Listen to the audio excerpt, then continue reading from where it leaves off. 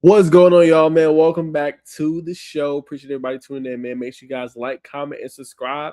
At Najeh, man, we talk everything college football, some high school football, of course. And we also obviously talk about college basketball as well. Love to cover college basketball. So you guys stay tuned for that. We're going to have that more a little bit on the channel, a little bit of high school basketball too. But that's what you're going to expect, man. But today we get into top 10 breakout players in college football, right? Now, Michael Cohen from Fox Sports came out with his list. We're going to go over the list. And then we're going to give our 5 top players I think going to break out this upcoming year. And y'all know how I like to do, man. I like to highlight the players that nobody's talking about, nobody's really thinking about. And we're going to go ahead and put you guys on game early. And we're going to see if it pans out. We're going to keep this list handy. And we're going to see if it pans out, if it comes true. All right. So let's go ahead and talk about Michael Cohen's top 10 list. Some pretty good names, but some names that are also already known as well when we're looking down and we break down, obviously, this list. Okay. So he has Josh Hoover. Obviously from formerly TCU, coming over and doing some big things with Indiana. Now, one thing we know about Coach Cignetti is he's the guy that has done this the last few years. Right now, Miami always gets the flack for it. They go and they get a quarterback. You look at the Miami Hurricanes, right? Going back to Cam Ward, and Carnett Ward brought him over, becomes the #1 overall pick, right? Last year, they went and got Carson Beck from Georgia. Tom ran out there. He comes over, gets him to a national championship game. This year, they somehow, some way got Darian Minton out of his contract with the Duke Blue Devils, and they bring him in, who was one of the best quarterbacks in the nation last year. #2 in touchdowns, #2 in, obviously, passing yards. Absolutely killed it, if I'm being 100% honest, right? Indiana has also done a similar kind of a thing as well. Remember, they got Curtis Rourke. He was also obviously a transfer. Then last year, they went and got Fernando Mendoza. He becomes the #1 overall pick, Heisman Trophy winner, wins them a national championship. Worked out pretty well. Now they should have done the same thing, bringing in Josh Hoover over from TCU, who had a pretty good year, has to work on the turnovers.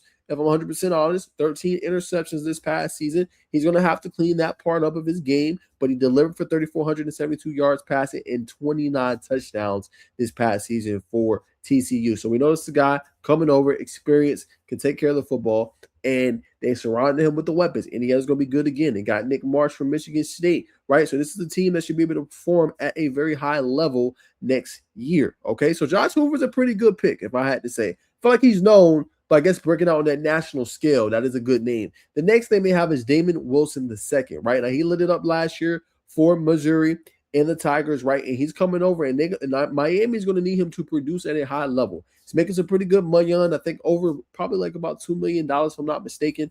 And remember, they lost Ruben Bain Jr., they lost Keem Messenger. So that opens up the floodgates for Damon Wilson, along with what they have coming back, what they hit in the portal, what they obviously bought in with the recruiting. They're going to need Damon Wilson to break out this year if Miami has any chance of getting back to the national championship game. So he's a very good candidate, and they're going to need him to break out on a big scale. Now, if you follow Missouri football, you already know about him. But Miami's going to need him to have a monster season. Now, when you look at, obviously, wide receiver for Michigan, they're going to need a lot of guys. We just talked about in a video with Bryce Underwood on the TikTok about him being under fire, right? They don't believe that he could play quarterback. Some people don't. Some people think he has a lot to prove, right? He's going to need his receivers to step up, right? He's going to need Andrew Marsh to step up, right? He's going to need these type of guys to make big plays deep down the field. They also got former Texas wide receiver as well that came over from the portal. So they're going to need guys like Andrew Marsh. So that's a pretty good pickup, to say the least, and obviously a top 10 breakout candidate. Now, Trey Green is a guy I wouldn't say is a breakout candidate to me because he's already known, right? Trey, what he did last year with LSU, absolutely lit it up. He's going to be playing with an even better quarterback. I tried to tell y'all last year about the LSU quarterback, Garrett Nussmeier. Not saying he was trash, but I told y'all, pump the brakes a little bit, and he ended up not being as good, right? Now this year, he really got a guy in Sam Leavitt that's going to be able to deliver him the football, allow him to cook, allow him to do big-time things, and he was still making astronomical plays. But they also got different receivers on the outside. So Trey Green is going to be able to eat in this LSU offense next year. With Lane Kiffin, the mastermind, say what you want about all the semantics and things that he brings to the table. One thing that he has is he's an offensive savant. So I believe this is a guy. He can thrive. He can ball. I wouldn't say it's a breakout because he's already known, and he even made the top 100 list. So Trey Green is known. I wouldn't say a breakout for him. Now, this guy, I would say for shorten, Kamari Moulton, right? Now, remember, Iowa has been the last few years and has for quite some time been a little offensively challenged, right? Great offensive line, can't really throw the football. They like to run the football, right? Kamari Moulton perfectly fits that on what they want to do. Big Ten, we know. predominantly ran by Oregon, right? Throwing USC in there, predominantly now, obviously, Indiana, who's been at the top now the last few years, Ohio State and Michigan, right? But if they're going to be any good this year, they need their running back to break out. So I think that is a very good name to put on this list as a breakout. Same thing with Notre Dame running back Anais Williams, right? Now, remember last year, this was a two-headed monster with Jadarian Price and Jeremiah Love. Both of these guys are in the NFL now. So if you Notre Dame, you're going to need somebody else to break out, along with a CJ Carr, right? CJ Carr looked very good last year, 24 touchdowns. He was one of my top 10 quarterbacks in college football for a reason. They're going to need also a running game. They can't put it all on him, right? So big year for Anais Williams. I might be saying his name wrong, Anais Williams. Y'all correct me in the comment section, but I think that was a pretty good candidate. So like I said, I like his list so far. I think the only person I would take off is Trey Green because he's already known. He's already been broken out. I wouldn't agree with that name. But Kamari Moulton and Anais Williams, perfect on this list. Earl Little Jr., I will also take off. He's a guy that's been known, right? Started his career with Alabama, had some good seasons, obviously, with Florida State Seminoles before transferring his last stop to Ohio State. So in this system, in this defense, he definitely can have an all Big Ten caliber of a season, right? And he's going against the creme de la creme, the best of the best. You look at Jeremiah Smith, Chris Henry Jr., a really elite offense. So I feel like Earl Little Jr., if you follow college football, he's already known. He has already had his breakout. I guess when you say breakout, maybe having an all Big Ten season, but I believe he's had all ACC caliber seasons as well. So that is a name, I would definitely take off this list. Because Earl Little Jr. has kind of already made his mark. He's known. He's a guy. He's a dude. He's a stud. I think he's already obviously made this list. Now, what's interesting is, and I love this pick for him, you can make the argument even Corey Sims is the next pick as well for USC, right? And Terrell Anderson, because remember, they're going to lose Jacoby Lane. They lose Mekhi Lemon. So they have to replace those guys in this new offense that's going to have new playmakers in it, right? Same offense, same scheme. That's not what I'm saying. I'm saying new weaponry, right? Now, you have Jaden Mayava, who comes back another year, who had a pretty good season. He's also on the top 10 college football list for me, right? But will the weapons match up to what he's going to have on the gridiron? You know what I'm saying? Compared to what he had last year, right? Terrell Anderson is going to be a player a lot of people don't know about unless you follow that USC program and the Trojan program very intensely. So that is a guy definitely, if you are a USC Trojan, that you're going to need to step up and obviously see what he does. Now, this one's interesting. Next one, he has Chaz Coleman. Right now, there's been reports that he has reported to the Tennessee Volunteers. We've been following that story pretty heavily since we covered Tennessee, and some people feel like he would never play it down. Some people feel like it's a lot of BS is going on with it, and he's one I would probably take off, right? And I'm going to reveal my list here in a second of a guy I think that's going to be on this list before the season is over, because we don't know what's going on with Chaz, right? We seen him a few weeks ago, about 18, 19 days ago. He was flexing some money on IG. Again, I have no issue with that. Do what you want to do with your NIL money. I don't have an issue. But show up to practice, show up to the things that they're paying you for. Don't sit around and wait around and bully jive around when they paid you a lot of money, bro.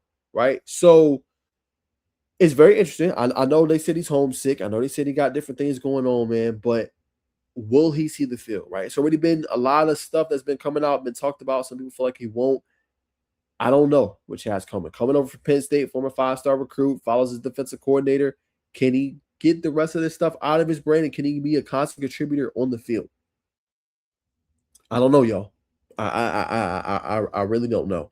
So for me, I would replace him, but I'm going to tell you my replacement for him, an edge rusher. He's in the ACC that I'm going to bring up here in just a second as we close out this list. And then he put Noah Rogers from Alabama. I believe you could throw in the Derek Meadows in there. I really believe you could put in 5-star freshman Cedarian Morgan. Now I ain't saying Morgan will go off for 1,000 yards and be all SEC this year, but I think Cedarian Morgan can easily have 400 to 500 yards as a true freshman, 30-plus catches, a couple of touchdowns in there, 3 to 4, 4 to 5, 6'4", 220. You put that in the red zone, that's dominant. You still got Ryan Williams, still got Latsier Brooks. You got a pretty good roster overall. I feel like Cedarian could break out a little bit more. Now, Noah Rogers, I believe, is coming maybe off an injury, so he's a guy that obviously can make plays, but if I'm Alabama, and I'm a fan, I feel like it's going to be Cedarian Morgan as a guy that can break out, that can make plays, that can be consistent, that can take over games. I think that true freshman is one we need to talk about a little bit more. Okay, but that's a list. I'm going to give Michael Cohen, this is a solid list. I will only take about 2 to 3 names off of the 10 that he had. So I'm going to give him like a B+, bro. I think this is a good list. I think he did good work.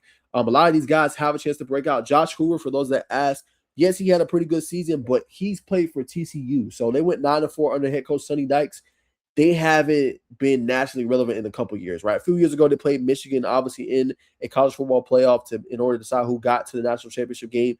But since then, it's been a little minute, right? So for Hoover, you're going to be on a bigger platform, bigger stage. You should be able to break out nationally. I think that's what he's mentioning there. Damon Wilson, you've been doing that Missouri for a little bit. Now you get to get on a kind of a bigger platform, even though it's ACC. Say what you want with Miami, right? Andrew Marsh, same thing. A lot of people don't know about him that follow college football unless you follow the Michigan program closely. Trey Dance has already done it. Kamari Moan under the radar. Aeneas Williams under the radar. Earl Little's already known, right? Terrell Anderson, same thing, under the radar. A lot of people don't know about. Chaz Coleman's been in the news for the wrong reasons. Noah Rogers is a guy we'll see. So overall, pretty good list. I give him a solid B plus. I do think there's some things he could change, but I think he did a pretty good job with the next breakout. They don't have guys that's already known completely. Like there's a few guys on here, and it has some underrated guys that the nation needs to know about as well. So I think a pretty solid list. Now I'm gonna tell y'all my list of obviously who I'm going with, who I think are true breakouts. Okay, so for me, I'm gonna go. Hold on, let me close out this list. Okay, here we go. So for me, I'm going to go with a few guys. Now, the edge I replace with Chaz Coleman is going to be Noah Carter, right? Now, Noah Carter is not known. Transferred from Alabama to Georgia Tech, did his thing. Now, he gets more of an opportunity. In the spring game, he went off for 2 sacks. I think he had 3.5 tackles, right? This is a guy that plays with a different motor, a different edge, and nobody really in the nation knows about him, right? He's flying under the radar. Formerly highly recruited guy, but nobody's been talking about enough. I think with this Georgia Tech team, they've needed an edge rusher that can dominate for the past few years, right? Defensive line last year was okay. It wasn't great. All they really had was Jordan Vandenberg, Kilo Stone, a couple guys. AJ Hoffa played a little bit. Noah Carter can easily start for this team and make a whole bunch of plays on the outside edge contain, and he want to rip your face off. That is what Noah Carter wants to do, and he wants to dominate you for 4 quarters. You know what I'm saying? They have not had that in quite some time at the edge rusher position specifically. I feel like Noah Carter for Alabama is going to be the player to watch and continue to watch moving forward. So he's my guy on this list, okay, as the edge that you need to know. Next up is Ethan Gronkmeyer, right? Now, we know Drew Allen went out. They were 3-3 in the season for Penn State. Disappointing year. Was supposed to be a national championship caliber of a team. But Ethan Gronkmeyer went in there. He made some plays, got better as the season wore on. Now he transferred from Penn State to Virginia Tech. Got a lot of eyes on him. Quishon Brown should be able to help him from Duke. I think Ethan Gronkmeyer should have a big-time breakout season. Now, when I say breakout, I think he should be on that list of one of the top quarterbacks eventually, not right this second, but eventually in the ACC, right? So I think he should be in that conversation. A little bit of a tier below Darian Mensah, but he should be in the conversation with guys like J.K. Esch, Jawan Kiwi Sakapatule, right? He should be on that list with the C.J. Baileys. He should be on that list, I believe, this season. I think Alberto Mendoza is going to be another breakout guy. He should be on that list of breakout guys that we're going to see this year. Not necessarily the tier of a Darian Mensah, but that tier 2 that's going to break out and maybe even potentially be an all-ACC caliber player. I feel like he can live up to that potentially. Okay, so he's my guy. I think he's going to be able to make some noise, and he's going to be one that people need to talk about definitely way more. Okay, now other names on this list, right? A name that people don't know about from Maryland in the Big Ten is Messiah Delhomme. Had a pretty good season last year, y'all. 39 tackles, 4 pass breakups, an interception as well, and he was just one of 11 players in all of college football to block 2 kicks. And last year, he was a true freshman. So I believe this is a guy that could have a breakout season for Maryland. I don't know how good they're going to be. They got a pretty good quarterback in Malik Washington. Can they push? Can they be a team that you think more about when you think about Big Ten? I'm not too sure because Big Ten is very top heavy, and you're going to have to make some noise if you're going to knock off some of those thoroughbreds, the Indianas, right? The Ohio States, the Michigans, the Oregons, the USCs. It's not going to be easy to get into that top tier group. But Messiah Delhomme defensively should be able to help out a whole bunch. So he will be a name to know and obviously to follow here. Next up is a true freshman, right? Now, last year, you look at Michigan and their team, they had Jordan Marshall, right? And they had Justice Haynes. Justice Haynes ended up getting banged up late in the year, right? And it was Jordan Marshall's team, right? Now, the reason I bring up Savion Hyder, he's a 5-star, but he's getting a lot of those reps, right? This past spring, getting a lot of those reps, right? So I think he's a guy. In any league now, you're going to need multiple guys. It can't just be the one, right? Look at NFL. Usually it's about 2 to 3 backs. College, 2 to 3 backs, right? You can't just lean on Jordan Marshall the entire season.